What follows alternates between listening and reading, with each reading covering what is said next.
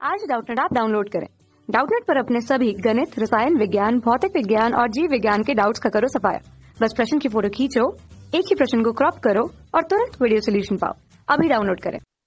Hello दोस्तों, आज का जो हमारा सवाल है गॉस प्रमेय के बारे में निम्न में से कौन सा असत्य नहीं है। ठीक है, हमारे पास 4 कथन दिए हैं, इनमें से कौन सा असत्य नहीं मतलब क्या है कि इन चारों में से गॉस के प्रमेय के लिए कौन सा कथन सत्य है, ये हमसे पूछा है। ठीक हो गया, चलो देख लेते हैं। सबसे पहला क्या बोल रहा है, इसे कूलाम नियम से व्युत्पन्न नहीं किया जा सकता। गॉस का जो नियम होता है फाई बराबर क्यू बटा एप्सिलॉन नॉट, ये हमारे पास गॉस का प्रमेय होता है, क्यू बटा एप्सिलॉन नॉट। ठीक है, तो इसको बोल रहा है कूलाम के नियम से व्युत्पन्न नहीं किया जा सकता, बल्कि हम क्या होता है, हमारा एक एनसीईआरटी में टॉपिक भी है क्या कि हम किस तरीके से गॉस के नियम से कूलाम के नियम को व्युत्पन्न करते हैं। ठीक है, उसी का उल्टा अगर हम करें, उल्टा मतलब सबसे पहले हमारे पास बल होता है, बल को अगर हम बल से हम क्या करें, विद्युत क्षेत्र निकालना चाहें। ठीक है, कैसे, बल को अगर हम दूरी से गुणा कर दें, माफ करना, बल को अगर हम आवेश से गुणा कर दें तो हमारे पास क्या आ जाता है, विद्युत क्षेत्र आ जाता है। ठीक है,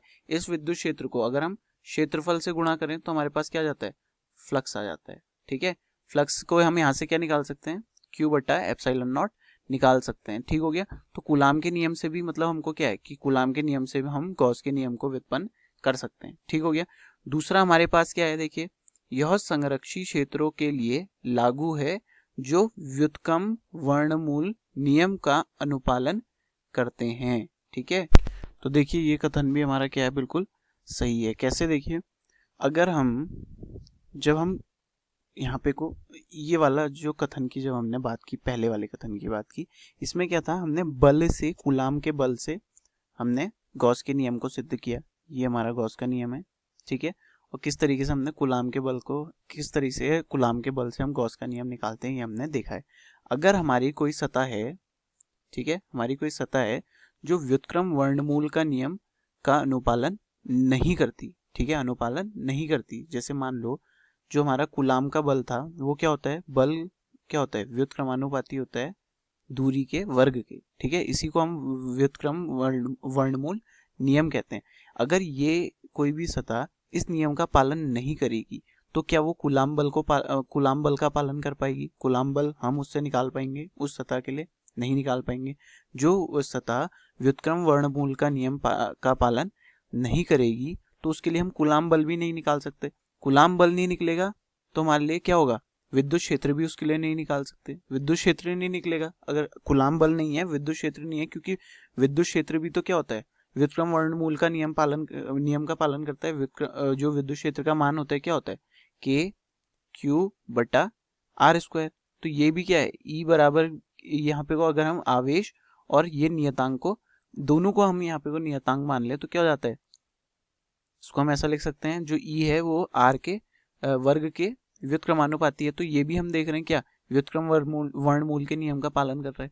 अगर ये व्युत्क्रम वर्णमूल के नियम का पालन नहीं करेगा तो उस सतह के लिए विद्युत क्षेत्र नहीं निकाला जा सकता, और अगर विद्युत क्षेत्र ही नहीं होगा तो फ्लक्स कैसे निकलेगा, तो हमारा फ्लक्स भी नहीं निकल सकता, क्योंकि जो फ्लक्स का मान होता है वो खुद में क्या होता है, ई गुणा ए होता है, जो विद्युत क्षेत्र गुणा क्षेत्रफल।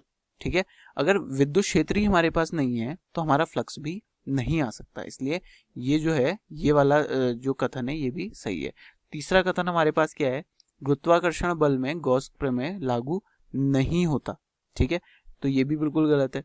क्यों, क्योंकि गॉस का नियम क्या करता है, हमारा फ्लक्स और विद्युत क्षेत्र के बीच में संबंध देता है। ठीक है, जैसे फ्लक्स बराबर क्या होता है हमारा, हमको पता है फ्लक्स जो होता है हमारा वो बराबर क्या होता है, फ्लक्स अगर हम सरल भाषा में बोलें तो सरल भाषा में फ्लक्स क्या होता है, एक यूनिट क्षेत्रफल से, ठीक है, एकांक क्षेत्रफल से, एकांक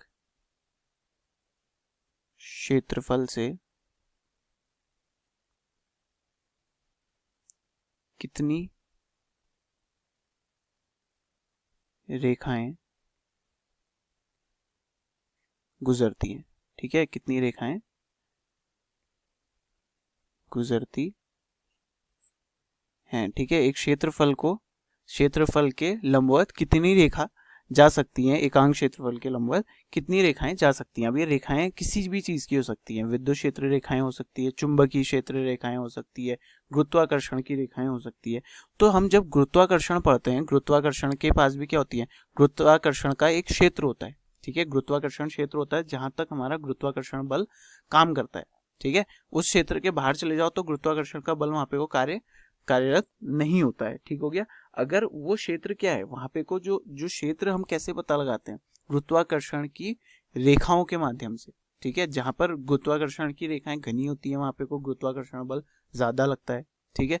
जहां पे को उनका घनत्व, रेखाओं का घनत्व कम होता है वहां पे को गुरुत्वाकर्षण बल कम लगता है, और जहां पे वो गुरुत्वाकर्षण बल रेखाएं नहीं होती है वहां पे वो गुरुत्वाकर्षण हमको महसूस नहीं होता। तो गुरुत्वाकर्षण के पास अगर उसकी क्षेत्र की रेखाएं हैं, गुरुत्वाकर्षण क्षेत्र रेखाएं उसके पास हैं, ठीक है, तो और हमारे पास एक क्षेत्रफल ले लें तो वो भी क्या कर सकता है, गॉस के नियम का पालन कर सकता है। तो ये तीसरा जो कथन है हमारा वो क्या कह रहा है, गुरुत्वाकर्षण के नियम जो है गुरुत्वाकर्षण गॉस प्रमेय को लागू नहीं, गॉस प्रमेय उस पर लागू नहीं होता है गुरुत्वाकर्षण पे बोल रहा है। तो ये हमारा जो कथन हो जाएगा क्या हो जाएगा, गलत हो जाएगा। क्यों? क्योंकि गुरुत्वाकर्षण के पास भी रेखाएं हैं, ठीक है, गुरुत्वाकर्षण क्षेत्र रेखाएं होती हैं, ठीक है, वो भी एक एकांक क्षेत्रफल से जा सकती हैं, ठीक है। तो वो भी क्या बनाएगी, गुरुत्वाकर्षण फ्लक्स बनाएगी और गॉस के प्रमेय को ही लागू करेंगी अपने पे, ठीक हो गया।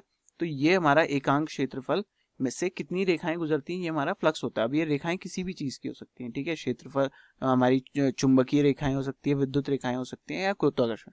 तो हमारा तीसरा कथन जो है गलत है, ठीक है।